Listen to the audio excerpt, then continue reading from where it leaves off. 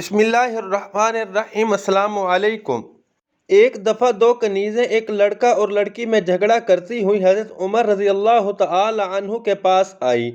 حضرت عمر رضی اللہ تعالی عنہ نے فرمایا، حضرت علی رضی اللہ تعالی عنہ کو بلاؤ، اس میں وہ فیصلہ کریں گے۔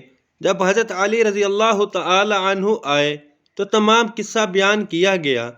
فرمایا، دو شیشیاں منگواؤ اور ان کو وزن کر کے ان کنیزوں کو دو کہ اپنا اپنا دودھ اس میں بھریں۔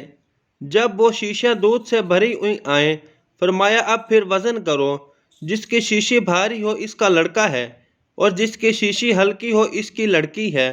حضرت عمر رضی اللہ تعالی عنہ نے پوچھا، یہ کیسے فرمایا؟ حضرت علی رضی اللہ تعالی عنہ نے فرمایا، اس لیے کہ اللہ تعالی فرماتا ہے کہ مرد کے لیے عورت سے دگنا حصہ ہے۔ یہ مواد محمد عبداللہ مدنی کی کتاب حضرت علی رضی اللہ تعالی عنہ کے فیصلے سے لیا گیا ہے۔